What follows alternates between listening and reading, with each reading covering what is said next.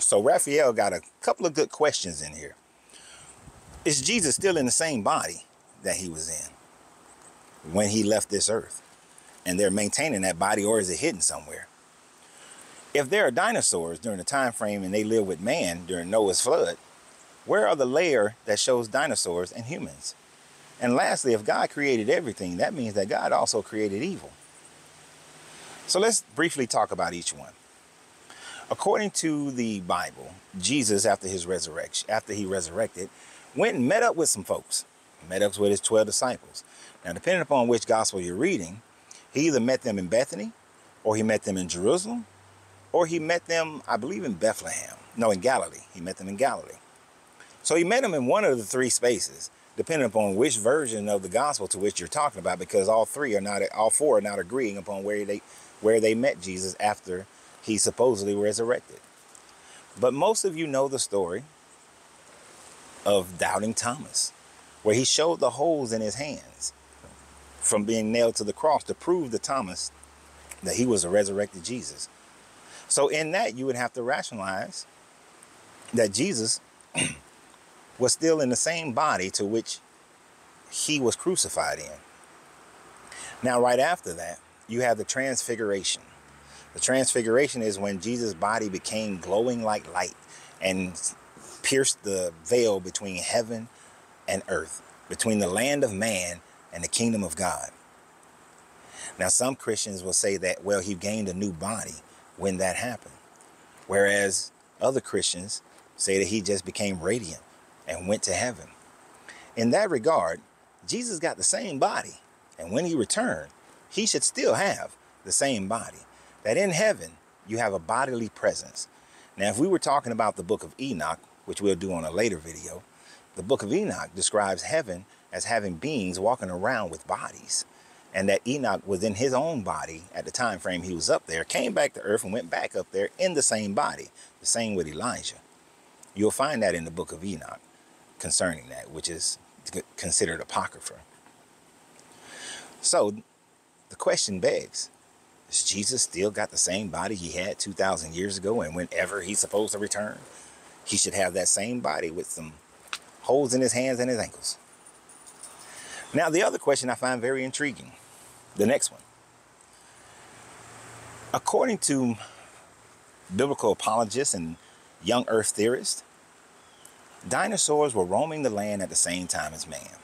Dinosaurs were actually on the ark. If you go to the art exhibit in Kentucky, you'll see that they do have dinosaurs on the ark. Now, if this was the case, the archaeological record would demonstrate human bones, human bodies, where you find fossilized bodies of dinosaurs. And through my research, I cannot find one instance where on the geological scale, you see humans and dinosaurs at the same time. And especially if there was this massive flood that killed everybody on the planet, then there would be a layer of stone that would have a bunch of dinosaurs and a huge amount of human bodies. Even the most Christian conservative numbers says that there was at least 241 million people on the planet during the time frame of the flood. If there was 241 million, and at the highest it says 3.3 billion, if they had this many people who died at one time, there would be a rock layer that would show all these animals' fossilized bodies, all these dinosaurs' fossilized bodies, and all these humans' fossilized body. But to this date, we have not found this layer where we can see that all these humans and dinosaurs and animals and plants died at the same time. And that layer would have to have only been about 4,400 years ago when it happened. No, 4,600 years ago when it happened. But yet we do not find this in the geological record. So that would lend to say that dinosaurs existed long before man, because the earliest bones of man that we find are nowhere near the same layer as dinosaurs. And there is no layer that has all. And there is not a layer at 4,400 BCE, well, 4,400 years ago, so 2,400 BCE, where we see this layer where everybody died. It's just not there. And for that last question, why is it so hard for Christians to accept that if everything was created by your God, everything came into existence by your God, then that means that evil was created by your God. Evil didn't come into the world because of man. That would mean that man created evil. But even according to your story, there was the tree of knowledge of good and evil. Therefore, evil was already present. If you say that the serpent lied, if you say that Lucifer, or the devil, fought against God in heaven, then evil already existed in the universe before man. So you can't blame man for evil's existence. You can't blame the angels, because the angel, the B'nai Elohim, created nothing.